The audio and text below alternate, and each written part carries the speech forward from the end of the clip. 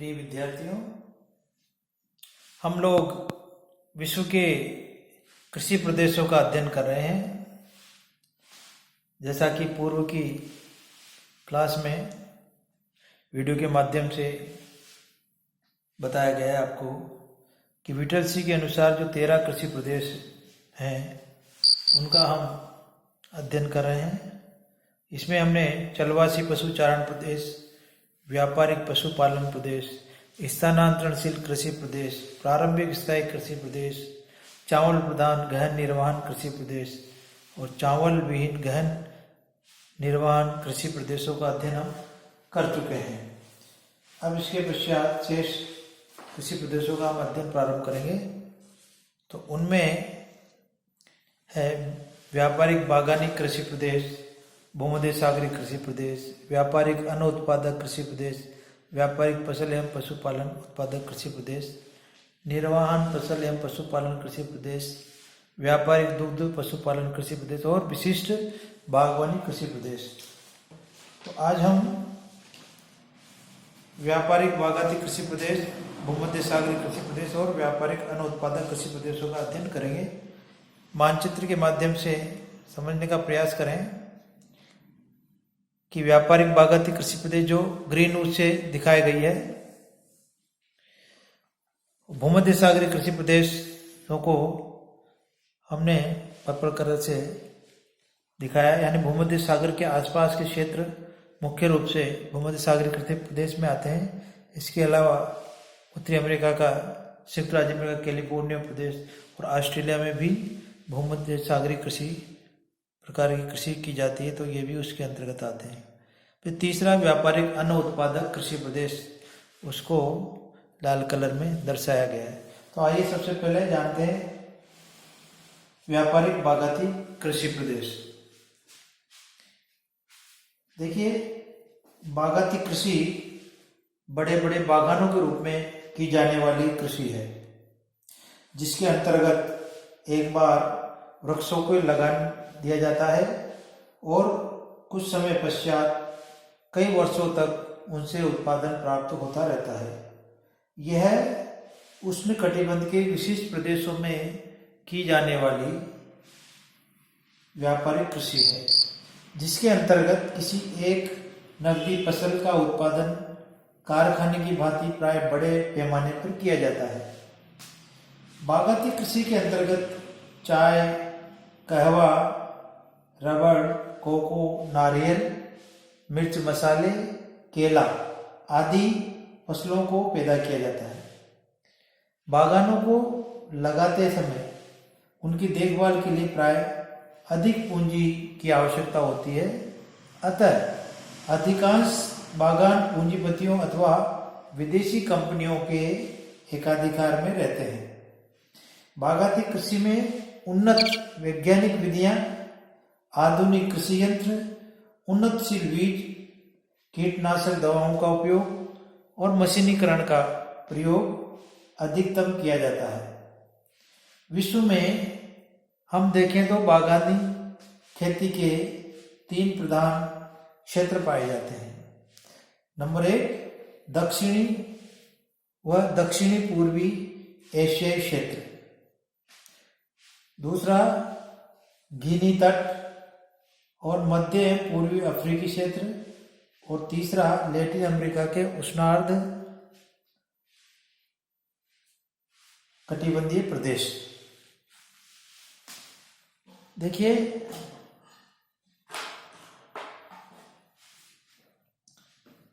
बागानी कृषि की कुछ अपनी एक प्रमुख विशेषताएं होती है। तो उनमें मुख्य है नंबर 1 बागाती कृषि के अंतर्गत उत्पादित फसलों के लिए अधिक तापमान और अधिक एवं नियमित वर्षा की आवश्यकता होती है। अतः यह कृषि उष्ण कटिबंधीय प्रदेश तक ही सीमित होती है। दूसरा, किसी प्रदेश के संपूर्ण क्षेत्रफल के अल्पांश पर ही अपेक्षाकृत लघु भूक्षेत्रों पर बागान स्थित होते हैं, विस्तृत क्षेत्र पर नहीं। तीसरा है, बागाती कृषि के अंतर्गत एक फार्म पर प्राय किसी एक फसल के बागान ही लगाए जाते हैं उसमें उगाई जाने वाली फसलों में चाय, कहवा, रबड़, कोको, नारियल, केला, गन्ना, मिर्च मसाले आदि प्रमुख होते हैं। यह कृषि श्रम प्रधान होने के साथ साथ पूंजी प्रधान भी होती है।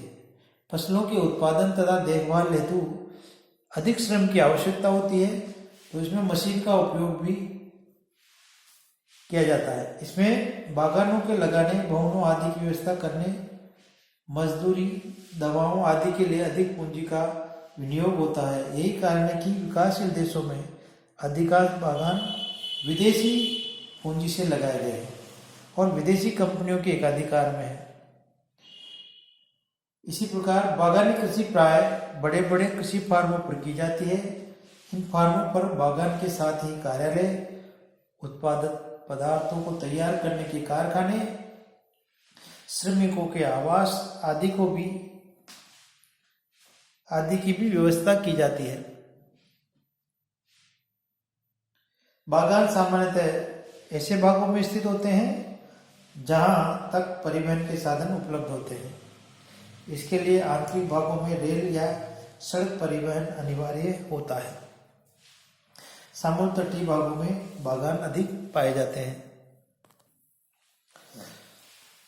अब इसकी सबसे पहला जो क्षेत्र है महत्वपूर्ण, वो है दक्षिण पूर्वी एवं दक्षिण एशियाई क्षेत्र।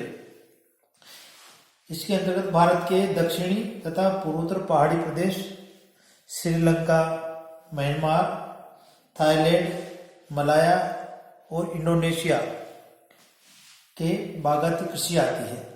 इसके अंतर्गत उत्पन्न की जाने वाली फसलों में चाय, कहवा, रबड़, नारियल, कोको, केला आदि प्रमुख है। विश्व के लगभग 90% प्राकृतिक रबड़ का उत्पादन दक्षिणी पूर्वी एशिया में ही होता है। विश्व का लगभग 75% रबड़ केवल 3 देशों मलेशिया, इंडोनेशिया और थाईलैंड में उत्पन्न किया जाता है।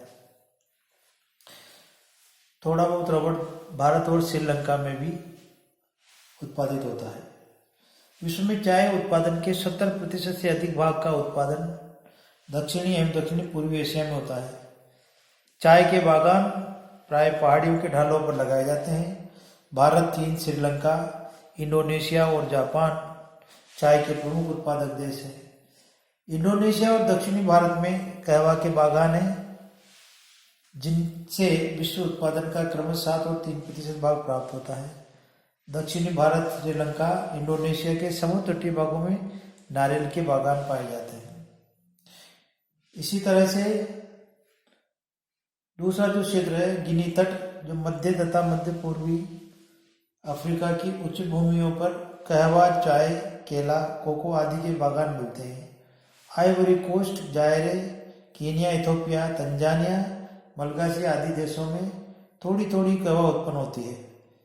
पूर्वी अफ्रीका में कीनिया, मलावी, युगांडा आदि चाय उत्पादक देश हैं। नाइजीरिया, लाइबेरिया और जायरे में थोड़ा रबड़ भी पैदा होता है। तीसरा महत्वपूर्ण क्षेत्र है लैटिन अमेरिका।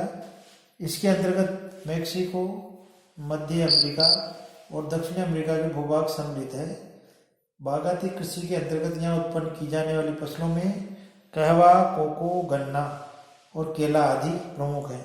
विश्व में कहवा के उत्पादन में आधे से अधिक लगभग 55% लैटिन अमेरिकी देशों से प्राप्त होता है। कहवा के उत्पादन में ब्राजील का विश्व में प्रथम स्थान है। यहाँ विश्व का लगभग 1/4 कहवा पैदा होता है। यहाँ कोको भी उत्पन्न होता है। कोलंबिया से लगभग 14% और मध्य अमेरिका देशों से लगभग 10% कहवा उत्पादन होता है। मेक्सिको के पठार पर भी कहवा के बागान हैं, जिनसे विश्व का लगभग 5% कहवा प्राप्त होता है। तो इस प्रकार से ये 3 प्रमुख व्यापारिक बागायती कृषि के क्षेत्र हैं। अब दूसरी इसमें नेक्स्ट है जो भूमध्य सागरीय कृषि प्रदेश। तो जैसा कि भूमध्य सागरीय नाम से स्पष्ट है कि भूमध्य सागर के तटवर्ती जितने भी देश हैं वो, और उसके साथ साथ जहाँ पर भूमध्य सागरीय जलवायु मिलती है उन प्रदेशों में इस प्रकार की खेती की जाती है। तो भूमध्य सागरीय कृषि प्रदेश विश्व के उन भागों में स्थित है जहां पर भूमध्य सागरीय प्रकार की जलवायु पाई जाती है। शीत ऋतु में वर्षा और सूखी ग्रीष्म ऋतु इस जलवायु की प्रमुख विशेषता है। तो इन प्रदेशों में समतल, ढालू तथा ऊंचे नीचे प्राय सभी प्रकार के धरातल पाए जाते हैं, जहां धरातलीय भिन्नता तथा जलवायु के अनुसार खाद्यान्न, फल, साग सब्जी के साथ ही पशुपालन भी किया जाता है। भूमध्य सागरीय प्रदेश के एक ही क्षेत्र के विभिन्न भागों में निर्वहन और व्यापारिक दोनों प्रकार की कृषि पद्धतियां देखी जा सकती है। भूमध्य सागरीय कृषि की जो विशेषता है वो इस प्रकार है। नंबर 1, भूमध्य सागरीय कृषि प्रदेश में फसलोत्पादन और पशुपालन का अद्भुत साहचर्य पाया जाता है। यानी कि भूमध्य सागरीय कृषि में फसलों का उत्पादन भी और पशुपालन भी एक साथ देखा जाता है। फसलों में कहीं पर खाद्यान्नों का उत्पादन अधिक होता है तो कहीं पर फलों और सब्जियों का उत्पादन होता है। पशुओं में भेड़, बकरियां, गाय, बैल आदि प्रमुख है। कहीं पर पशुपालन का उद्देश्य दुग्ध प्राप्त करना होता है तो कहीं पर मांस तथा ऊन प्राप्त करना। कुछ भागों में फसलों का उत्पादन और पशुपालन निर्वाह मूलक होता है तो कहीं ये व्यापारिक उद्देश्य से किया जाता है। इस प्रकार भूमध्य सागरीय कृषि प्रदेश में विभिन्न प्रकार की विविधताएं पाई जाती है।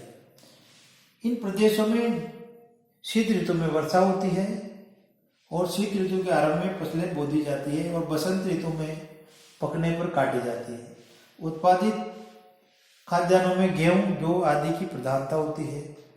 जहां वर्षा कम होती है वहां शुष्क कृषि पद्धति को अपनाया जाता है। इस मौसम में यहाँ अनेक प्रकार की सब्जियां जैसे टमाटर, आलू, सेम, प्याज आदि उगाया जाता है। शीत ऋतु में सब्जियों की खेती कैलिफोर्निया में अधिक विकसित है, जहां कृषि में यंत्रीकरण अधिक हुआ है। ग्रीष्म ऋतु शुष्क होने के कारण फसलों का उत्पादन केवल वहीं किया जाता है जहां सिंचाई का प्रबंध होता है। इस मौसम में सिंचाई के माध्यम से फल, विशेषकर अंगूर, सब्जियां तथा पशुओं के चारे की खेती की जाती है। यह मौसम अंगूर की खेती के लिए उपयुक्त होता है। उष्ण, शुष्क और धूप वाले पर्यावरण में अंगूर अधिक विकसित होता है क्योंकि इससे उसमें रोग और कीटाणु कम लगते हैं तथा मिठास भी बढ़ जाती है। इसके अतिरिक्त रसदार फल, नाशपाती, सेब आदि भी उत्पन्न किए जाते हैं। ऊंचे ऊंचे पर्वतीय ढालों तथा पठारों पर बिना सिंचाई के पैदा होने वाले फलों के वृक्ष लगाए जाते हैं, जिनमें जैतून, अंजीर, अंगूर, नींबू, संतरे, खजूर आदि प्रमुख हैं। सामान्यतः ऊंचाई के अनुसार विभिन्न फलों की पेटियां पाई जाती है। नदी घाटियों के निचले भागों में जैतून और अंजीर के बाग लगाए जाते हैं। वृक्ष एक दूसरे से दूर दूर प्राय 10 मीटर अंतराल पर लगाए जाते हैं। इसी प्रकार से कहीं पर पशुपालन का महत्व फसल उत्पादन की तुलना में अधिक तो कहीं पर यह नगण्य होता है। पशुपालन भी निर्वाह मूलक और व्यापारिक दोनों प्रकार के पाए जाते हैं। व्यापारिक पशुपालन के अंतर्गत मुख्यतः गाय, बैल, सूअर आदि पाले जाते हैं, जिनके लिए अल्फाफा तथा चरी की फसलें उत्पन्न की जाती हैं। ऐसे पशु दुग्ध और मांस के लिए अधिकतर बड़े नगरों के सीमावर्ती भागों में पाले जाते हैं। अब व्यापारिक भूमध्य सागरीय कृषि प्रदेश मुख्य रूप से यूरोप में भूमध्य सागर के तटवर्ती देशों, उत्तरी अमेरिका में कैलिफोर्निया, दक्षिणी पश्चिमी तथा दक्षिणी पूर्वी ऑस्ट्रेलिया, दक्षिणी अमेरिका में चिली तथा अफ्रीका के दक्षिणी भाग के प्रांत में जहां भूमध्य सागरीय जलवायु पाई जाती है, इस प्रकार की विशिष्ट कृषि की जाती है।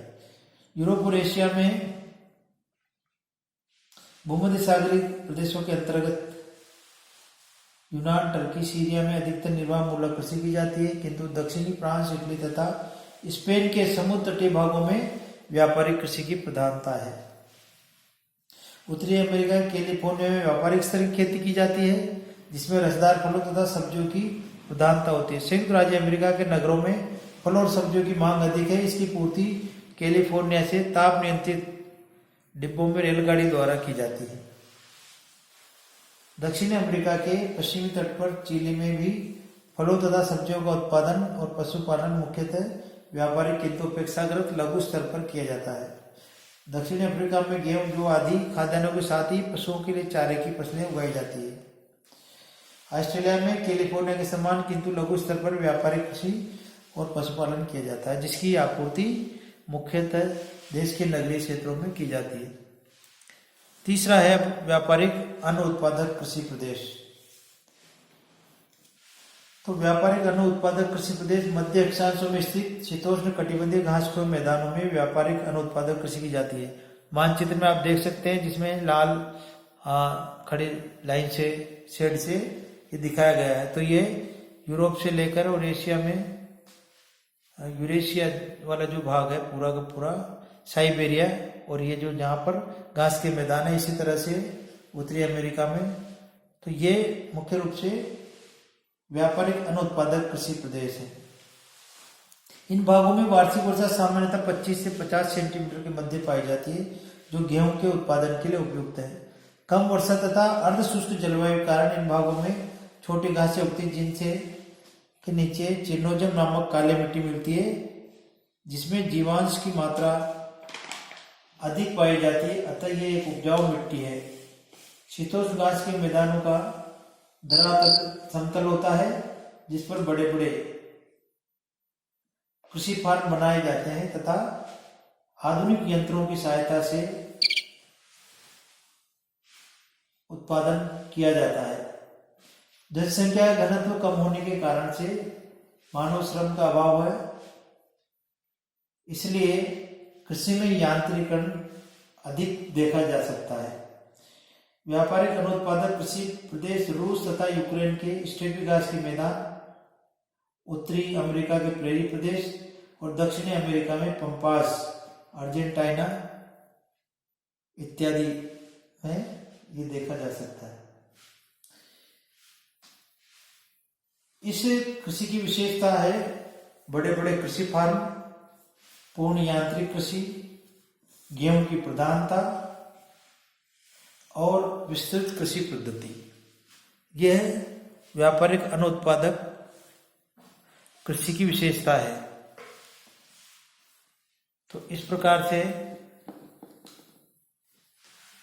यह व्यापारिक बागायती कृषि, भूमध्य सागर कृषि और व्यापारिक अन्न उत्पादक कृषि की विशेषता है, और क्षेत्रों के बारे में हमने ये जानकारी ली। शेष कृषि प्रदेशों के बारे में हम अगली कक्षा में अध्ययन करेंगे। धन्यवाद।